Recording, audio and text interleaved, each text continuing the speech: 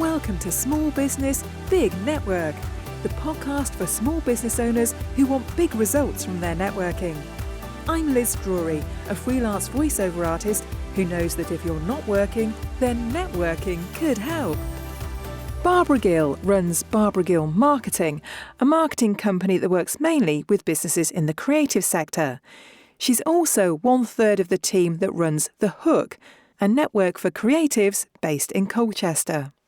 Thank you very much for being my guest on the podcast today, Barbara. Thanks, Liz. Nice to be here. Now, you're a marketing and business strategy expert. Has your whole career been in the marketing space? Well, so I actually started work straight after my A-levels and I took a job as a temp receptionist in an architectural practice. Yeah. And after 2 weeks, they said, actually, Barbara, we'd really like you to stay. And I just got stuck in. I was helping at the time, the marketing manager who just really needed some support. So, and I just loved the creativity of putting events together and putting bids and proposals together. And after a while, I just got more and more involved in the marketing of the practice. So I, after a couple of months, they said, actually, we need to lose you on the desk. And I became their full-time marketing assistant. And so I fell into marketing quite by chance, really. I knew when I finished my A-levels that I didn't want to go to university straight away, and really wanted to get a job. And lucky for me, the architectural practice that I joined was really going places and taking me with them. So I spent 13 years there, and at the end of my time with them, I was running their team of 5 in the marketing. So we were looking after all the marketing and business development. So all the kind of overarching marketing activity, plus all the bids, submissions, tenders, those sorts of things. Yeah. So, and I also studied for business management with marketing degree whilst I was at the architectural practice, because I knew I kind of needed that foundation and that kind of academic stamp of approval really to kind of move forward. So I did fall into marketing quite by chance, and it's got hold of me. And so where did you go from there? So I was actually headhunted from the architectural practice, and I worked for a property firm for a year, and then I moved to another property firm, JLL, where I looked after their retail division. So all of their marketing and business development for the retail for JLL. So that was actually a maternity cover position. And whilst I was there, I actually got pregnant myself. So when the mat cover gets pregnant and needs mat cover. But they were amazing, and they were such a brilliant firm to work for. So I left there, and then I did have a short career break when I had my children. And then in January 2020, my youngest was starting nursery, and I thought, right, I need to do something. And I'd always joked about Barbara Gill Marketing as a kind of a thing. And so I thought, right, my youngest is in nursery a couple of days a week. It's time to get started. So, yes, my intention, looking back, my intention was to go knocking on doors and speaking to local businesses and say, I can help. But we both know what happened. So the first year of my business, I didn't do a huge amount. I kind of got to grips with how to market a business online, which was something that was quite different to how I'd worked previously in-house. And really got to know how to run a business, really. So so since then I've been helping businesses all around the UK with mainly their marketing strategy, and in the last year I've been really helping businesses get set up with email marketing. Yeah. And that's a real passion of mine. So looking back, obviously you didn't know what was going to happen in 2020 when you decided to become self-employed. Looking back and with hindsight, would you start a business again at that time? Probably not. But yeah, it's so hard. Nobody's ever asked me that, actually. I think the first year I did learn a lot, and I really immersed myself in social media and Instagram, and really getting to know how to use that, which has stood me in really good stead now with both of my businesses. Yeah. So Barbara Gill Marketing, then, what do you do for your clients?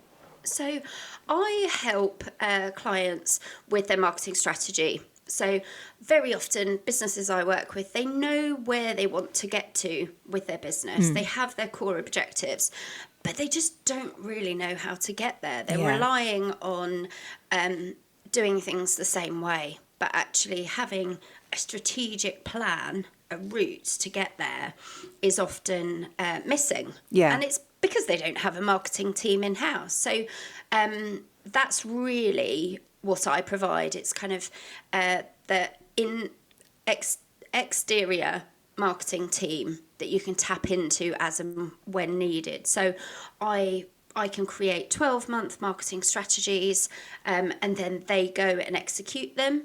There might be that they're launching something new and they want a whole campaign built around that, and I would kind of outline that plan. I can also work on a retained basis where I will help them execute the plan. So it's really flexible in terms of what they need, really. And then I also help, as I mentioned, with email marketing. So I think a lot of businesses are using social media, they're doing networking, but it's kind of how they back all of that up with data that they own. And I see so many businesses on Instagram that lose access to their communities, and it's heartbreaking. So I have done some training with MailerLite, and I am now offering MailerLite setup so that business can actually get started with email marketing, and while they're growing their Instagram community, they can also build an email list that they own. Yes. Yeah, very important. Yeah. So who are your clients? Are they from a particular sector of industry? So I love working with creative businesses. My background is working with architects, with artists, with photographers. I love working with businesses in the wedding industry. I don't have a very specific niche that I work with. I don't tend to work with e-com brands. Yeah. So anybody who's not selling a lot volume through the internet, I would look after. It's mainly service-based businesses. Yeah. And what sort of size of businesses are we talking about? So they are small businesses. I think the largest has been up to about 10 to 15 employees. But I would also be open to working with larger businesses who needed some support from their strategy or a specific project to do with email marketing setup. So I like helping all businesses. Yeah. And so what sort of difference do you make for your clients? What sort of feedback are you getting from them? Just the main thing is clarity. So having a marketing strategy, having a marketing plan, and actually knowing every month what they need to do to move their business forward, which then obviously impacts their bottom line, their sales. But yeah, it's that empowerment, I think, that's really important to me. And you know, when I'm doing the one-to-one sessions, it's understanding that they're now able to move forward. and if something's holding you back, if you're not sure how to tackle it, it can be really demoralizing, and it can bring you down. Yeah. And just spending a couple of hours with me to just kind of get clarity on what you're up to just means that they can move forward. So that's kind of the biggest impact I think I have. And then from the email marketing side, just knowing that if you're creating a community on Instagram, that if the Instagram gremlins came and took that away, that they actually have that reassurance of an email list behind them. So that's kind of how I really have an impact on my clients. Yeah. So has networking always been important to you? Was it something that you did on behalf of your employers previously? So in terms of events, I would generally be the person organising the events. So I would be representing the businesses I worked for, but more from event planning side of things. Yeah. And I really shied away from networking when I was in-house. I think also I worked in construction and property, which were very kind of male-dominated industries. And I felt quite were different, and I felt like it did stand out, and maybe I was much more comfortable standing on the sidelines. So when I worked in-house, I would go to events. I'm thinking of a couple of examples where I did actually go to purely networking events and felt really uncomfortable, and probably left quite shortly after arriving. So it hasn't been a natural thing for me. But then when I set up my business, and I really knew that networking would be really impactful, and it is so impactful. I have, last year actually was one of my objectives, my business objectives, was to do more marketing, to do more networking. And I did at least a networking event a month. Yes.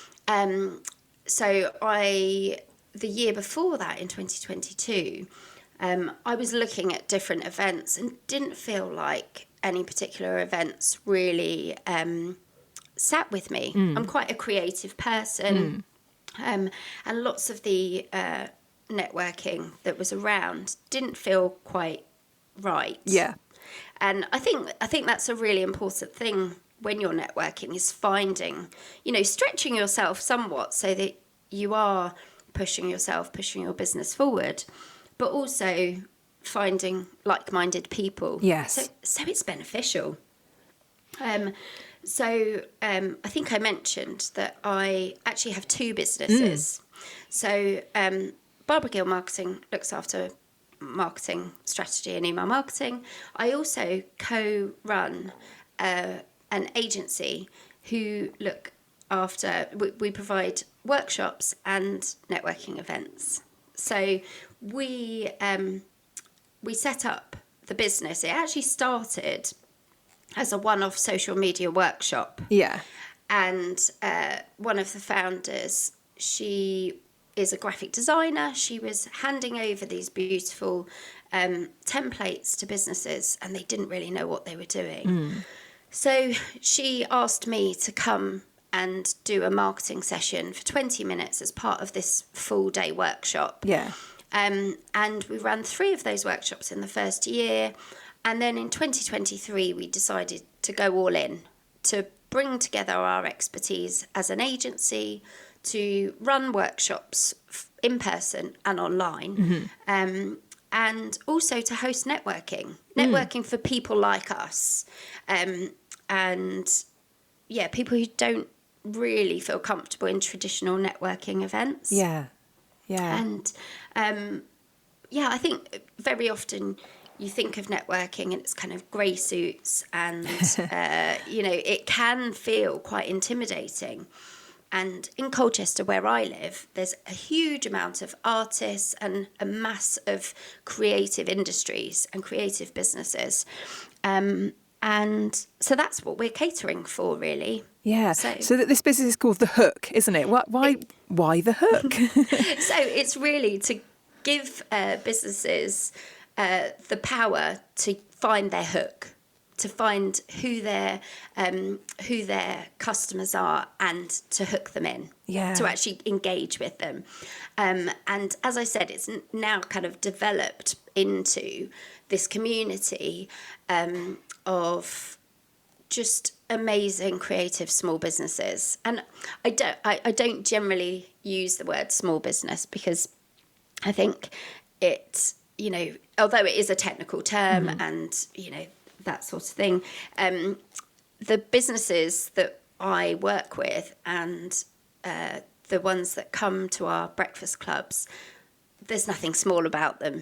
The impact that they make, the impact that small businesses in general make to the UK economy is immense. And so I think we've got this amazing community now who we bring together once a month, but we talk to pretty much constantly. We recommend each other, and everyone within our business knows that if they need some help or support with something, even if we can't do that, we can't help them ourselves, we'll certainly know somebody who can. Yeah.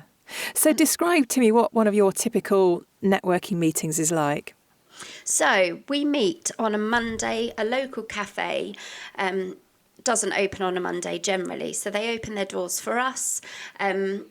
We have 35 businesses come together for delicious coffee. We start the session with a bit of value. So myself, Lucy and Charlie. So Lucy is a graphic and web designer and Charlie is a portrait photographer. We will give some of our expertise right at the beginning. So we'll talk about how to get started with email or how to repurpose your content. We start the session so that people just get that extra bit of value from the session. And then we just invite conversation on the floor. So we have a morning where we have 35 businesses come and just chat and just talk about running a business, juggling life and business and family and all the things. And and we're selling out, so we run them every month, and normally 2 weeks before we've sold all of our tickets. And but it's the feedback that we're getting from the people who are coming when they say they hadn't found networking that they really felt comfortable with, that they are meeting like-minded individuals who understand all the difficulties and the challenges that come with running a business, and that's so important and powerful and special to us. And so the workshops that you run, those are online, aren't they? So presumably the people that come to the in-person meetings are fairly local to you. Do you get people from further afield attending online things? Yeah, so we do run some in-person workshops, and then the online workshops, yes, we do get a few. We get a sprinkle of further afield with the hook. Because we actually have our own podcast too. It's called What the Hook, and we seem to be getting a lot of traffic from our podcast. So we are getting kind of more UK businesses kind of in our field of vision, really. Yeah. Why do you think it's important to have a place that's specifically for creative people to network? Oh, it's so important. I think creative businesses have different challenges. I think, understanding what those challenges are and having somebody that you can share them with. And, I'll talk to friends of mine who don't run their own businesses, and they have, corporate jobs, they have proper jobs. And I'll say, oh, this is really challenging. And they're like, oh, yeah, okay. And they just don't understand. Get it. They don't get it. And and of course they don't get it because they're not immersed in that. So I think having that platform for creative businesses who understand, creative blocks and creative difficulties, or even things like understanding your worth as a creative, that can be really challenging. When so actually bringing all of those people together, they then know that they're not alone. And that's a really, really big theme, that of how lonely it can be to run a business, and how to actually overcome that. And things are just so much easier when you've got somebody who understands. Yeah, definitely. So, Barbara, if people want to find out more about Barbara Gill Marketing, or they want to find out more about The Hook, what is the best place for them to find you? Well, we are very active on Instagram, and I also have a website. Yes. Well, the website address is going to be in the show notes, so people can go and click on that straight from there. Amazing. So thank you very much for being my guest this morning. The Hook sounds amazing. and I think you're right. It is great to have a place where creative people can network, because we are a little bit different to other businesses. Absolutely. So, best of luck with that. And thank you very much for being my guest this morning. Thank you so much, Liz. It was great to talk to you. Thanks for listening to Small Business, Big Network. If you found this podcast useful, please do rate, review and subscribe. And don't forget to share it with the rest of your network too.